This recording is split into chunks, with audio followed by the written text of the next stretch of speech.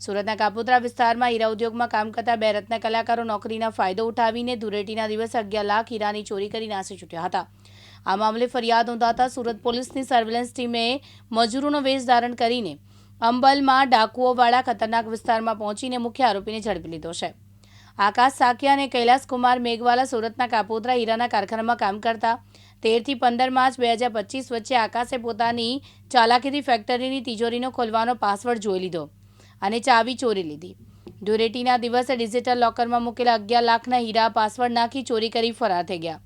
તપાસ દરમિયાન પોલીસને ખબર પડી કે મુખ્ય આરોપી આકાશ સાકિયા મધ્યપ્રદેશના ભીંડ જિલ્લામાં જ્યારે સહ આરોપી કૈલાસ કુમાર રાજસ્થાનના સિરોહી જિલ્લામાં છુપાયો છે। ભીડ જિલ્લો એ ચંબલ ખાડીઓમાં સંવેદનશીલ વિસ્તાર છે, જ્યાં અગાઉ ખૂંખાર ડાકુઓનું રાજ હતું। એ વિસ્તારમાં કોઈ અજાણ્યા શખ્સે પ્રવેશવું જાન જોખમ સમાન છે।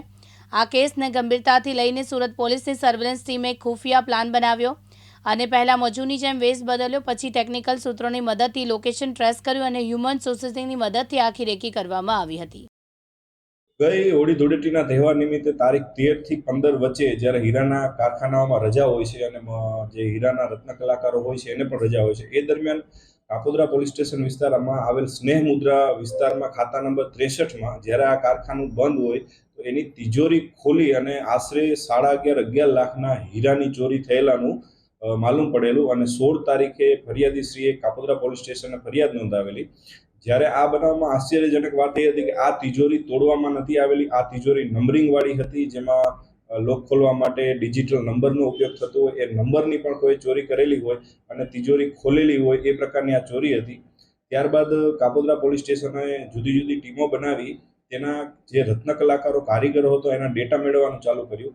એમાંથી એક કારીગર, જે કારીગર આકાશસિંહ દેવસિંહ સાકિયા નામનો કારીગર પોતે આ બનાવના આગલા દિવસથી ગુમ હતો અને પોતે ભીંડ વિસ્તારનો, બિહડ વિસ્તારનો, ચંબલ વિસ્તારનો મધ્યપ્રદેશનો રહેવાસી હોય, એનો મોબાઈલ નંબર પણ બંધ હતો। ત્યારબાદ એના એક અલગ મોબાઈલ નંબર મળી આવતા ભીંડ વિસ્તારમાં એક સર્વેલન્સની ટીમ પીએસઆઈ પિંજર તથા દામજીભાઈ અને સંજયભાઈ હેડ કોન્સ્ટેબલોને મોકલવામાં આવેલા અને ત્યાં આગળ 2-3 દિવસ રેકી કરતા એ વ્યક્તિ 2-3 દિવસથી આ હીરાની ચોરી કરીને ત્યાં જ રહેતો હોય એને રેકી કરી અને ત્યાં પકડી લેવામાં આવેલો।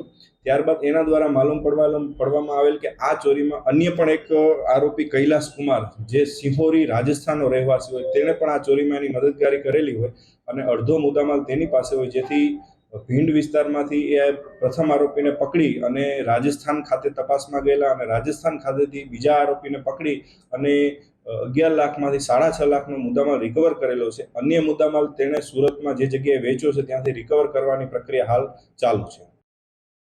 કાનાભાઈ મેર, દિવ્યાંગ ન્યૂઝ, સુરત।